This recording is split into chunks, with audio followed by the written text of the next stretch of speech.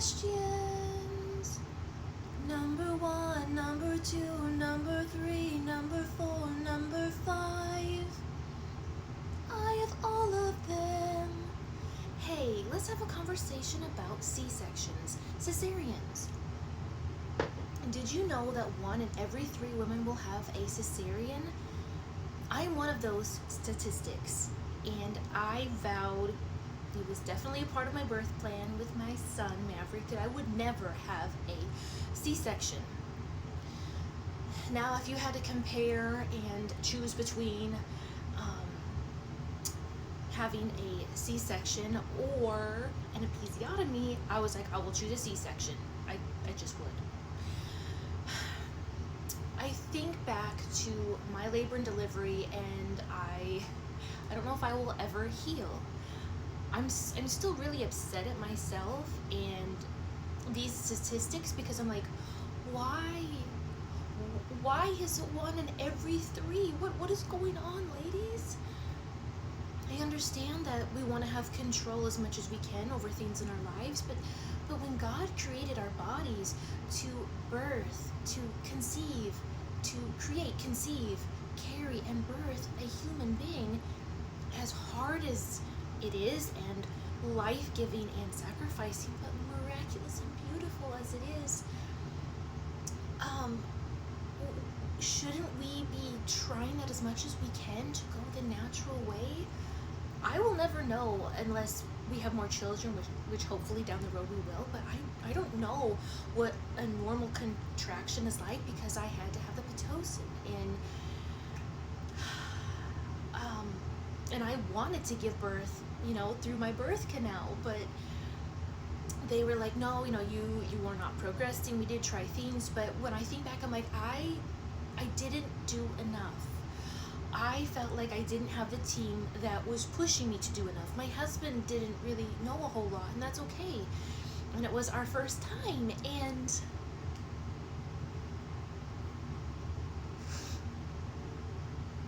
there's always room for improvement. There's always room for better, and honestly, whenever I think back about, having our precious boy, I'm like, and never wanting to repeat what happened, it gives me this drive and this strength that to just make sure that we don't have to do that again. And I think to myself, if my mom could have been there, if I could have had a midwife, if I could have had a doula, if the nurses and the doctors were there, it's like, okay, well, they're doing their job, but at the same time, they're not. The medical community isn't set up to be by the mom's side and making sure that she's being advocated for and everything is in favor of her baby and for the mom. And even though I did try some measures and some things of trying to progress my labor, and it never did. I'm like, if I wasn't laying in my bed, if I were walking the halls, if I were, I'm sorry, I'm so sorry about that. I just think that if I would have started from the moment I walked into that hospital up until delivery, if I would have been doing these other steps, it would have been a different outcome. But of course I can't go back. Of course what happened did, and God has worked it all together for good. And I realize everyone's stories are different. I'm watching all these other TikToks and seeing these other stories, and those moms are able to walk the halls and do all these exercises with all of the labor and delivery exercise balls and things and what have you, and I did some of those, but I'm like, I should have been so much more proactive, and we live and we learn. Yes, we do. But I guess seeing these numbers and all these stories that keep coming up, I'm like, why? And I just feel like this should not be. But of course, I am so grateful for cesareans. They serve a place. There is a time for them. But it just seems like more often than not, I'm hearing that these are emergency C-sections, and I'm like, going off of my experience, I'm like, okay, this should have happened, and this, and this, and this.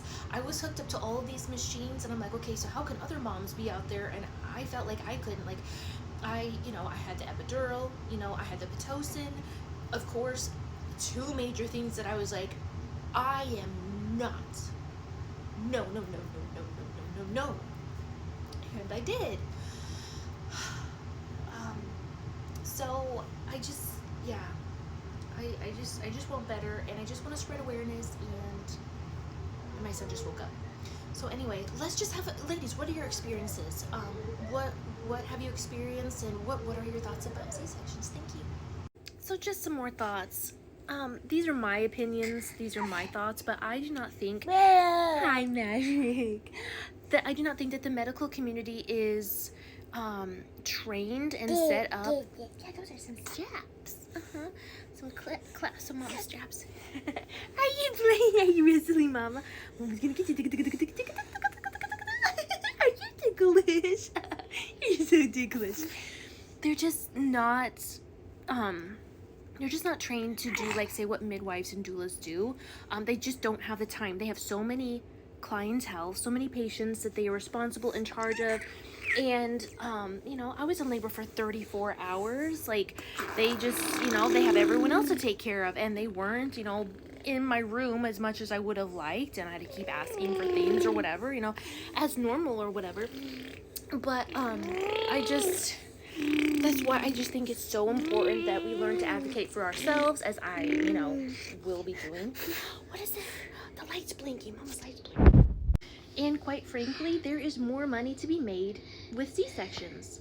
And yeah, if things aren't going the way the doctors want, well, let's go give you this procedure. Like, it's set up in favor of the medical community. It just is.